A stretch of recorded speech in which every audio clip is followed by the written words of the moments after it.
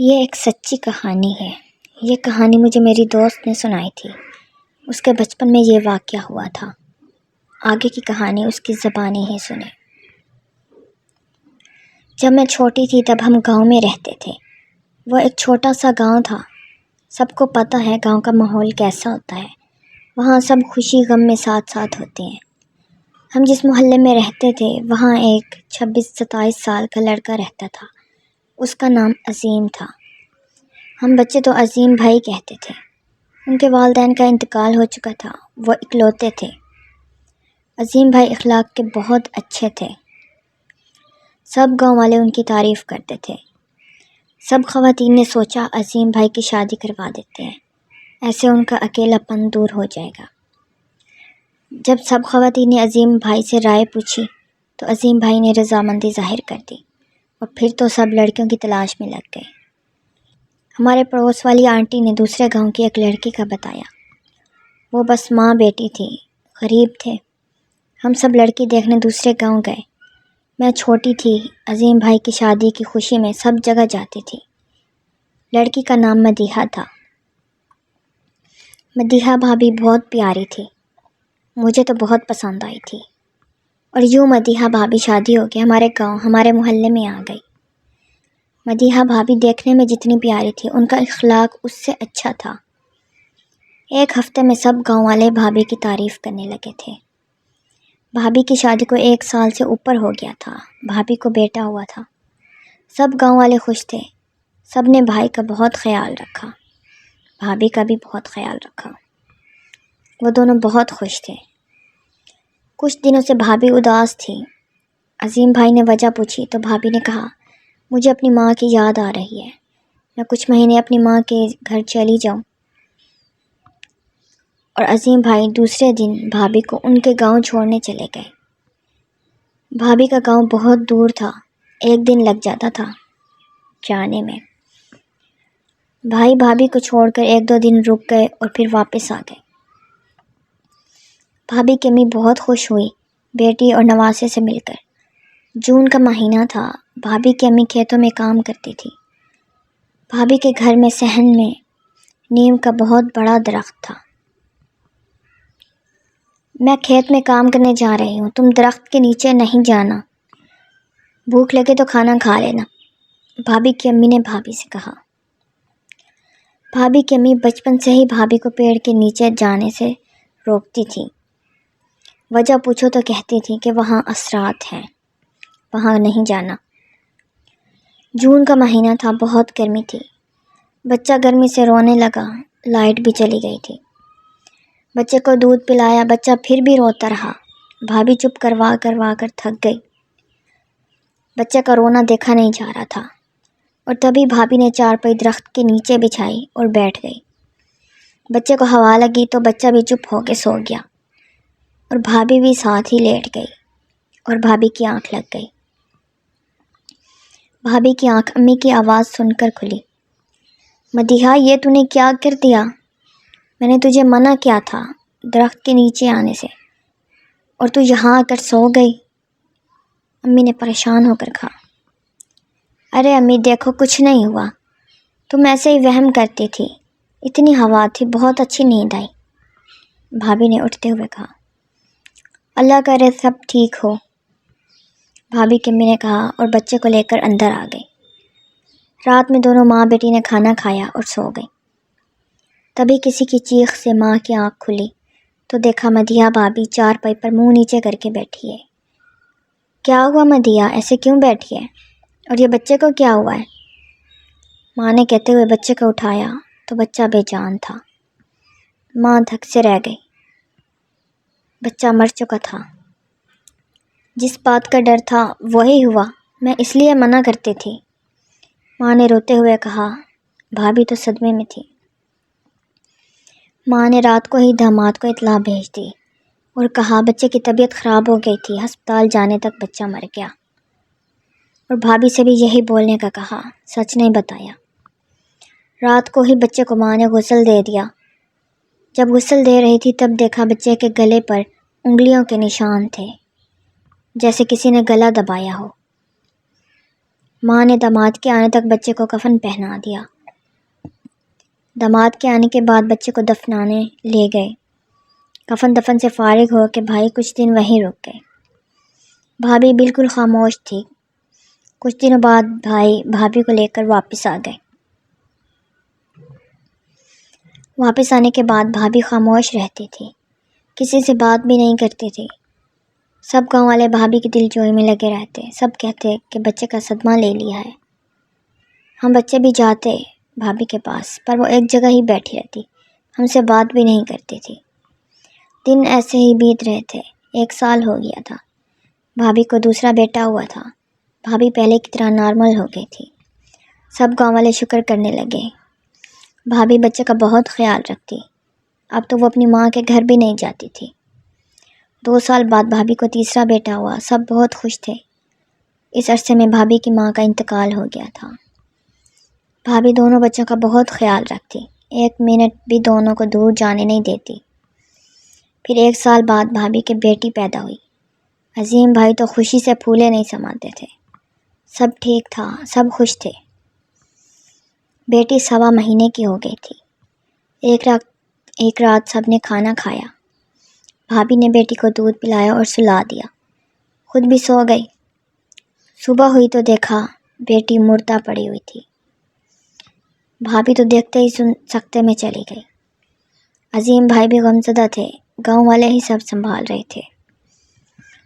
کچھ خواتین بچی کو غسل دینے لگی تو دیکھا بچی کے گلے پر انگلیوں کے نشان تھے، جیسے گلا دبا کے مارا ہو کسی نے۔ اس بات کا ذکر نہیں کیا اور کفن دفن ہو گیا۔ بھابھی کی حالت بہت خراب ہو گئی تھی۔ ان کو دورے پڑنے شروع ہو گئے، کبھی رونے لگتی اور کبھی ہنستی اور کبھی کہتی میں نے اپنے بچوں کو مار دیا۔ عظیم بھائی دماغ کے ڈاکٹر کے پاس لے گئے۔ ڈاکٹر نے دوا دی، وہ دوا کھا کے بھابھی سوتی رہتی اور جب اٹھتی تو پھر دورے پڑنے لگتے۔ دوسرے گاؤں کے ڈاکٹر کو دکھایا، اس نے دوا دی، وہ کھا کر بھی بھابھی ٹھیک نہیں ہوئی۔ 1 مہینہ بھابھی کو یہاں وہاں لے کر جاتے رہے علاج کے لیے، پر کوئی فائدہ نہ ہوا۔ اب تو بھابھی باہر گلی میں نکل جاتی اور سب کو کہتی میں نے اپنے بچوں کو مارا ہے، بس یہی کہتی رہتی، اپنا کچھ ہوش نہیں تھا بھابھی کو۔ بچے بھی عظیم بھائی سنبھالتے تھے۔ جو خواتین بچی کو غسل دینے گئی تھی وہ سب کو بتانے لگیں کہ بچی کے گلے پر انگلیوں کے نشان تھے۔ سب سچ سمجھنے لگے کہ شاید بھابھی نے ہی اپنے بچوں کو مار دیا ہو۔ سب نے عظیم بھائی سے بات کی کہ بھابھی کا ٹھیک ہونا مشکل تھا اور عظیم بھائی مجبور ہو کر بھابھی کو پاگل خانے چھوڑ آئے۔ بچوں کا عظیم بھائی ہی خیال رکھتے تھے، کھانا بنا کر رکھتے تھے اور کام پر چلے جاتے تھے۔ بچے اسکول سے آ کر کھانا کھا لیتے تھے اور سارا دن باہر کھیلتے رہتے۔ بھائی رات کو باہر سے ہی کھانا لے آتے یا کبھی گاؤں والے ہی کھانا لے کر جاتے۔ دن ایسے ہی گزر رہے تھے۔ 6 مہینے بعد عظیم بھائی پاگل خانے جا کر بھابھی کو لے آئے۔ جب ہم بھابھی سے ملنے گئے تو دیکھا بھابھی کے اتنے بڑے اور خوبصورت بال کاٹ دیے گئے تھے۔ پاگل خانے والوں نے اتنے چھوٹے بال کر دیے تھے۔ بھابھی اتنی کمزور ہو گئی تھی، رنگ بھی سانولا ہو گیا تھا۔ وہ بس ایک جگہ خاموش بیٹھی رہتی تھی۔ 1-2 دن بعد ایک نیا انکشاف ہوا۔ بھابھی سگریٹ پینے لگی تھی۔ پورے دن کمرے میں بیٹھی رہتی، سگریٹ پیتی رہتی، نہ کھانا کھاتی نہ پانی پیتی، بس سگریٹ پیتی رہتی۔ پورے کمرے میں سگریٹ کے ڈبے پڑے رہتے۔ کبھی بھوک لگتی تو کھانا کھا لیتی۔ سگریٹ پینے کی وجہ سے بھابھی کے ہونٹ اور دانت کالے ہو گئے تھے۔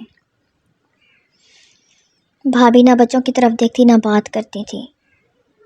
جب عظیم بھائی نے دیکھا بھابھی ٹھیک نہیں ہو رہی، بھائی دوبارہ بھابھی کو پاگل خانے چھوڑ آئے۔ وقت کا کام ہے گزرنا، چاہے جیسا بھی ہو، وقت گزر ہی جاتا ہے۔ اب تو بھائی کے بچے بھی بڑے ہو گئے تھے اور کام پر جانے لگے تھے۔ 3 سال بعد بھائی پھر بھابھی کو واپس لے آئے۔ بھابھی کے بالوں میں سفیدی آ گئی تھی۔ واپس آنے کے بعد بھابھی اپنے بچوں اور عظیم بھائی سے کہتی مجھے اکیلا چھوڑ کر نہ جاؤ، مجھے اکیلا نہ چھوڑو۔ پر بھائی اور بچے بھابھی کو گھر میں چھوڑ کر کام کرنے چلے جاتے۔ ایک دن تو بھابھی بھائی کی کام والی جگہ پر پہنچ گئی اور کہنے لگی مجھے اکیلا نہ چھوڑو، مجھے اکیلا نہ چھوڑو۔ بھابھی روتے ہوئے بس یہی کہتی۔ بھائی غصے سے بھابھی کو پکڑ کر گھر لے آئے اور گھر میں چھوڑ کر باہر سے تالا لگا دیا۔ اب تو روز کام پر جانے سے پہلے گھر کو تالا لگا دیتے۔ بھابھی پورے دن دروازہ بجاتی رہتی پر کوئی دروازہ نہیں کھولتا تھا۔ بھابھی کھڑکی میں کھڑی ہو کر چیختی مجھے اکیلا نہیں چھوڑو۔ بچے تو بھابھی کو دیکھتے ہی بھاگ جاتے اور بڑے خاموشی سے گزر جاتے۔ بھابھی کھڑکی میں کھڑی ہو کے جو بھی ہو جاتا ان کو چیزیں مارتی اور کہتی مجھے باہر نکالو، مجھے اکیلا نہیں چھوڑو۔ کبھی کنگھا مارتی، کبھی چپل مارتی۔ ایک دن کوئی بھاری چیز ایک آدمی کو مار دی، اس کے سر سے خون بہنے لگا۔ وہ غصے سے عظیم بھائی کو کہنے لگا بھابھی کو واپس چھوڑو، یہ سب کو نقصان پہنچا رہی ہے۔ بھائی کے پاس اب اتنے پیسے نہیں تھے کہ وہ بھابھی کو پاگل خانے داخل کرواتے۔ سب گاؤں والے نے چندہ جمع کیا اور بھابھی ایک بار پھر پاگل خانے داخل ہو گئی۔ 3 مہینے بعد بھائی کے پاس فون آیا پاگل خانے سے، آپ اپنے پیشنٹ کو گھر لے جائیں، یہ اب ٹھیک نہیں ہو سکتی، ہم نے ہر طرح سے علاج کر کے دیکھ لیا ہے، یہاں یہ دوسرے پیشنٹ کو مار رہی ہے، ہم نہیں رکھ سکتے، یہ دوسروں کو نقصان پہنچا رہی ہے۔ بھائی خاموشی سے بھابھی کو واپس لے آئے۔ بھابھی اب چپ رہتی، صبح ہوتے ہی گھر کے باہر چبوترے پر آ کر لیٹ جاتی، سارا دن باہر ہی لیٹی رہتی اور رات کو گھر چلی جاتی اور صبح پھر باہر چبوترے پر آ کر لیٹ جاتی۔ بھائی بھابھی بوڑھے ہو گئے تھے اور بچے جوان ہو گئے تھے، وقت بدل گیا تھا۔ گلی کے کونے پر گاؤں کے آدمی نے پان کی ایک دکان کھول رکھی تھی۔ ایک دن پان کھانے ایک بزرگ گئے۔ وہ بزرگ نے دیکھا کہ ایک عورت چبوترے پر لیٹی ہے۔ انہوں نے پان والے سے پوچھا یہ کون عورت ہے جو ایسے باہر چبوترے پر لیٹی ہے؟ پان والے نے مختصر کہانی سنا دی اور کہا یہ پاگل ہو گئی ہے، اس نے اپنے بچوں کو بھی مار دیا۔ یہ سنتے ہی بزرگ غصے میں آ گئے اور کہا وہ پاگل نہیں ہے اور نہ اس نے اپنے بچوں کو مارا ہے، وہ اتنی اذیت میں ہے اور سب باتیں بنا رہی ہیں۔ یہ سب سنتے ہی پان والا سمجھ گیا کہ یہ کوئی پہنچے ہوئے بزرگ ہیں اور وہ بھاگ کر عظیم بھائی کو بلا لایا۔ بزرگ کو کرسی دی، احترام سے بٹھایا۔ وہ بزرگ عظیم بھائی سے پوچھنے لگے یہ تمہاری کون ہے؟ عظیم بھائی نے کہا یہ میری بیوی ہے۔ جب تم نے اپنے بیوی کا علاج کروایا اور کوئی فرق نہیں پڑا تو کسی اللہ والے کے پاس لے جاتے بچی کو، اس کی ساری زندگی برباد ہو گئی۔ وہ پاگل نہیں ہے، اس کے اندر چڑیل آ گئی ہے جو بہت سالوں سے اس کے اندر رہ رہی ہے۔ اگر صحیح وقت پر اسے اللہ والے کے پاس لے جاتے اب تک بچی ٹھیک ہو جاتی۔ بابا آپ کچھ کریں، میری بیوی کو ٹھیک کر دیں، یہ سب کیسے ہوا؟ وہ چڑیل کہاں سے آئی؟ عظیم بھائی نے بابا سے پوچھا۔ تمہاری بیوی کسی درخت کے نیچے سوئی ہوئی تھی، وہیں سے وہ چڑیل اس کے جسم میں آ گئی ہے، اب کچھ نہیں ہو سکتا۔ اس بدبخت چڑیل نے اس لڑکی کی زندگی برباد کر دی اور تمہارے بچوں کو بھی اس چڑیل نے گلا دبا کے مار دیا۔ تمہارے 2 بچوں کی قسمت اچھی تھی یا ان کی زندگی لکھی تھی اس لیے وہ بچ گئے، بزرگ نے بتایا۔ بابا آپ بچا لیں میری بیوی کو، عظیم بھائی نے روتے ہوئے کہا۔ اب کچھ نہیں ہو سکتا، اس چڑیل نے بچی کے پیٹ میں پورا گھر بنا لیا ہے، اگر پہلے ہی علاج کرواتے تو اب تک ٹھیک ہو جاتی، لیکن اب وہ چڑیل بچی کے مرنے کے بعد ہی جائے گی، بزرگ نے افسوس کرتے ہوئے کہا۔ عظیم بھائی رونے لگے اور بار بار بزرگ سے کہنے لگے آپ کچھ کریں، میں یہ کچھ نہیں کر سکتا، وہ چڑیل بہت طاقتور ہے، اگر ہم نے کچھ کیا تو وہ بچی کو مار دے گی۔ میں ایک تعویذ دے رہا ہوں، جب بچی سو رہی ہو اس کے گلے میں ڈال دینا، میں اور کچھ نہیں کر سکتا۔ وہ بابا تعویذ دیتے ہوئے کہنے لگے اور چلے گئے۔ عظیم بھائی نے اپنے بچوں کو بتایا اور رات کو جب بھابھی سو رہی تھی، سردی کی رات تھی، صحن میں آگ جلائی ہوئی تھی، بڑا بیٹا بھابھی کے گلے میں تعویذ ڈالنے لگا۔ بھابھی نے بیٹے کے ہاتھ پر زور سے لات ماری، تعویذ اڑ کر آگ میں چلا گیا اور تعویذ جل گیا۔ عظیم بھائی نے وہ بزرگ کو بہت ڈھونڈا پر وہ نہیں ملے، ایک تعویذ سے امید تھی کہ بھابھی ٹھیک ہو جاتی، لیکن وہ تعویذ بھی جل گیا۔ بھابھی ابھی تک زندہ ہے۔ ہم شہر میں شفٹ ہو گئے تھے، پر ہم جب بھی گاؤں جاتے ہیں بھابھی ویسی باہر چبوترے پر لیٹی رہتی ہے۔ ان کو دیکھ کر بہت رونا آتا ہے۔ ایک غلطی سے بھابھی کی زندگی برباد ہو گئی۔ میری آپ سب سے گزارش ہے، جب بڑے کوئی بات سے منع کریں تو وہ کام نہیں کرنا چاہیے، بڑوں کی باتوں پر عمل کرنا چاہیے۔ اگر بھابھی اپنی ماں کی بات مان کر درخت کے نیچے نہیں جاتی تو وہ آج ٹھیک ہوتی۔